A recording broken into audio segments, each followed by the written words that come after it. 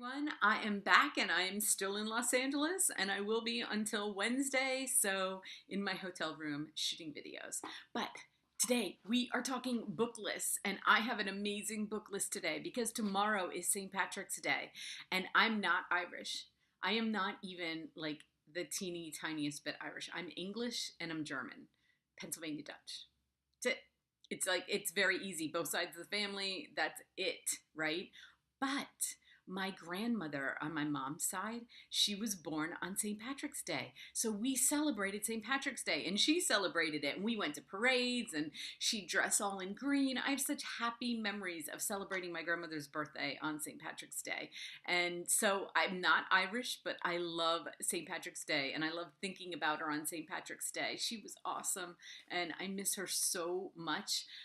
She died back in 1995 and, but she was just an amazing woman. So anyway, I was thinking about how I've read some amazing historical fiction about Ireland and not a lot. Like there's just not a lot written, but three of my favorite authors have written historical fiction and about Ireland. And I was like, I got to tell everybody because we're all feeling a little Irish tomorrow, this weekend, right? I mean, St. Patrick's Day is a weekend event, no matter how you look at it. So it's going to be fun to see how LA does it. I can't wait to get out there.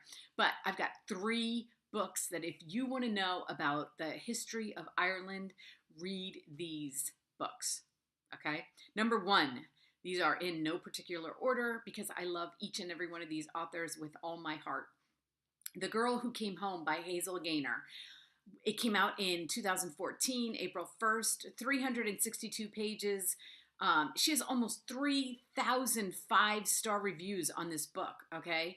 Irish immigrants on the Titanic and a survivor. She's 17. Her name is Maggie. She's a fictional character, but her story and we've heard about a lot about the English that were on the Titanic, but this story told from there were 14 Irish immigrants on the Titanic that were going over to America to start a new life.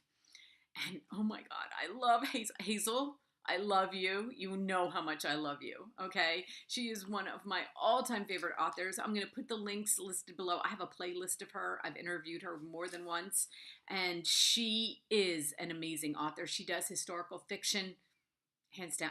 If she has a book coming out, I'm reading it.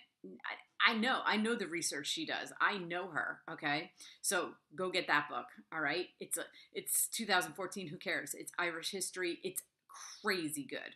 Number two, Amy Harman. And this book just came out, What the Wind Knows. It came out March 1st, 411 pages. She already has over 1,000 five-star reviews on Amazon already.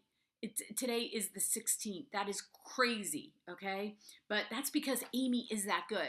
I swear I do happy dances when Amy comes out with a book. I see it in advance and I'm like, yes, thank God. Thank God. The world needs Amy Harman, okay? Because she is that good. I've read so many of her books. I'm going to put the playlist below. I've talked to her a couple times. And I talked to her about this book, which I'll put the link to that. And it's 1921 Ireland when they're fighting for their independence. Has a little bit of time travel. The thing about Amy is she's so spiritual, and so she'll stick like spiritual stuff in her books. If you have never read one of her books and you don't want to read this one, which I don't understand why you wouldn't read any of them, but this one, look at the cover. It's crazy, crazy, crazy good.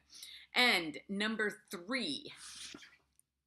I love Owen Dempsey. This book came out March 5th, 2015, The Bogside Boys. Now, when I had talked to Owen my very first time, I don't even remember when, like 2 years ago, and this book was only on Kindle. And I was like, Owen, you have to put that book out. You got to make a heart. He was still working as a teacher in Philly. I was like, quit your job, go write, make this book into a paperback. And he took my advice. I don't think it was just my advice, but I like to think it was because I love him so much. And I'm going to put all the interviews and the playlist down there so you can go to it. He is so good. And this is a different time period. I love that they're all different time periods. This one is 1972, Ireland. And God, I didn't even know these stories. I think that's why I was so happy about it. Each and every one of these stories I never heard about, these timelines and how they go into the Irish history. I was so happy, but Owen knows how much I love him.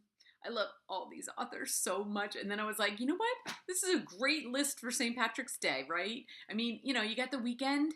Pick up one of these books. You will be so happy. And please let me know, comment below if you've read any of them or if you've read any of their books, and let me know how much you love them. Okay. So everybody, happy St. Patrick's Day. Happy St. Patrick's Day weekend. I hope you have a great one, and thanks for watching.